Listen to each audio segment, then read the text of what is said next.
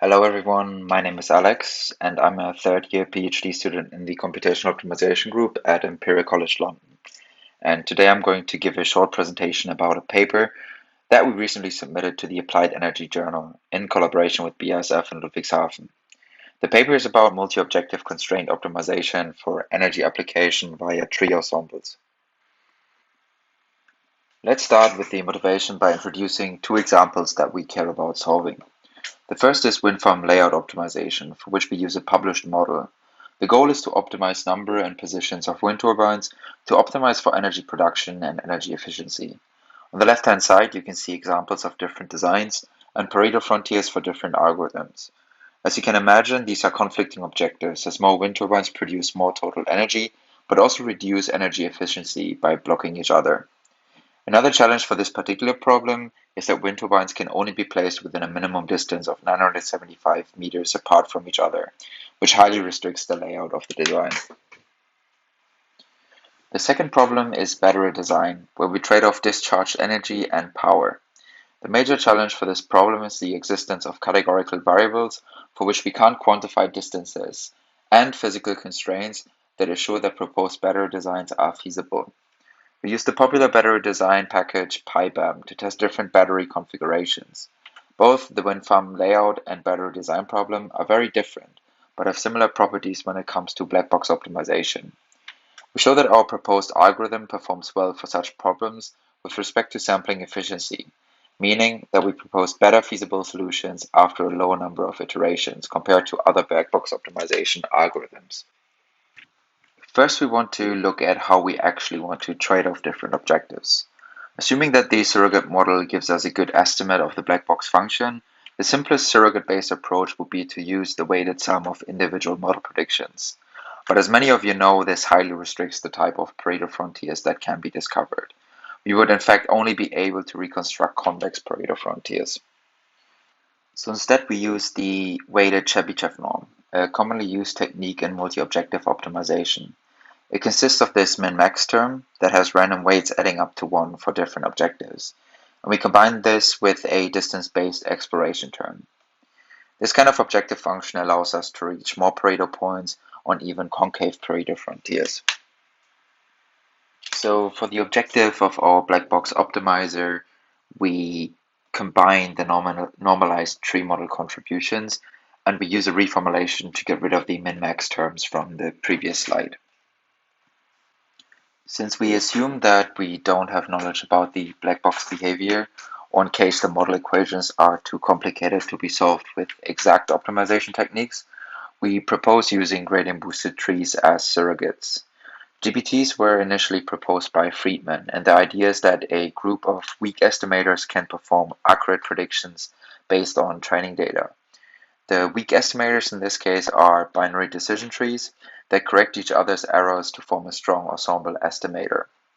Key advantages are that they're easy to train and have a low number of hyperparameters and also have a robust prediction performance. And most importantly, they naturally handle various data types like categorical data, for which other regression models are rather unsuitable, since one can't quantify distances between categorical data. They also tend to have a better interpretability than other data-driven models like neural networks. We train tree ensembles for all objectives in our problem and use a formulation proposed by Mishik in 2020 to encode them in our optimization problem. These constraints ensure that all rules defined by the tree ensembles are obeyed. To not solely rely on the tree ensemble, which could lead to getting stuck at local optima, we also propose a distance-based uncertainty measure which incentivizes solutions far away from the training data. This requires us to link the discrete tree model splits to the continuous variables, and we use kappa as a hyperparameter in the objective function to control how much exploration we want to allow for. For a single objective, when using the squared Euclidean distance, we obtain confidence intervals similar to what you can see here on the left-hand side. This approach is similar to one of our previous contributions that we published in 2021. For the benchmarks tested here, we also include measures to quantify similarity for categorical variables. We added the functionality proposed to our previously published software tool Endmood, which is available on our group's GitHub repository. The framework allows the user to model multiple objectives while also providing explicit constraints on variable inputs. These could be simple bounds or more complicated functional or logical relationships. We evaluate the proposed algorithm and compare against NSGA2, which is one of the most popular genetic algorithms since they are very good at handling multi-objective black box optimization problems. And we find that NSGA2 is of course very cheap to evaluate and outperforms our method when it comes to runtime. However, we also show that Endmood is more sample efficient, outperforming NSGA2 on most of the test problems for almost all benchmark metrics. For these tests, we compared using the generational distance, the inverted generational distance, the maximum Pareto frontier error, and the hypervolume ratio. Values highlighted in bold indicate where we outperform random and NSGA2. But where our algorithm really shines is for benchmark problems that have input constraints. For the previously introduced wind turbine placement problem, we want to determine continuous locations of up to 16 wind turbines in a bounding box. We also decide whether the wind turbines are active or inactive through binary variables and enforce a minimum distance between them of 975 meters. Besides these required constraints, we also add helper constraints for our methods that remove some equivalent solutions. We enforce that turbines are activated in a certain order and that positions of inactive turbines default to 0, 0. To generate the initial dataset for all methods, we use a sampling strategy where we sample based on randomness and maximize the L1 distance to previous samples, while satisfying all constraints to guarantee that all points we start with are feasible. We generate 16 points in total that have 1, 2, 3, and up to 16 turbines active, and provide those points to Endmood and NSGA2 for a fair comparison. The results show the hypervolume bounded by the approximated Pareto frontiers, and in green we also show the feasible sampling strategy for the whole budget of 500 data points. We can see that Endmood clearly outperforms NSGA2 here, but we can also see that feasible sampling outperforms NSGA2 since solutions with high numbers of turbines are difficult to find due to the minimum distance constraint. NSGA2 can't guarantee feasible solutions, but only incentivizes feasibility. We also compared our results to the paper from which we implemented this benchmark and see that there's a significantly higher sample efficiency for our method. The best Pareto frontier proposed from different methods are given on the right-hand side.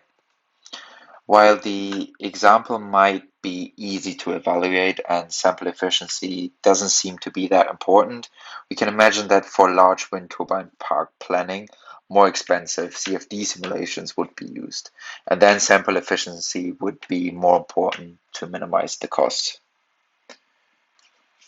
For the other benchmark we introduced at the beginning, we optimized different battery designs and operating conditions using an open source library called PyBAM.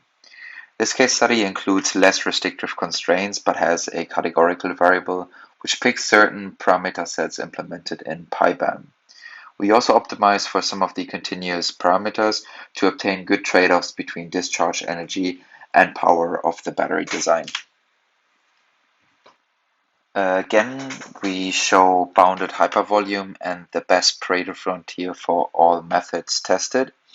And since constraints are not as restrictive for this problem, we see NSGA2 outperforming feasible sampling. However, Endmood still comes out as the clear winner of this particular benchmark.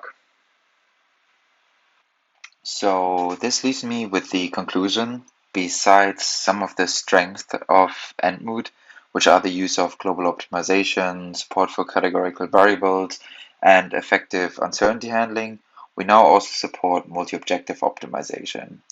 And the goal of this talk was to show how Endmood can be a powerful tool for various different applications.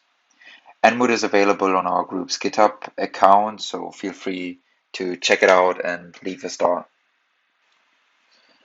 Finally, I would like to thank my colleague Calvin and my supervisor Ruth for her great support, and also Robert, Nathan, and David from the BASF side, and of course Tom from UCL who collaborated with us on this project as well. I want to thank all of you for your attention, and I'm looking forward to answering any remaining questions in the comments. So thanks a lot.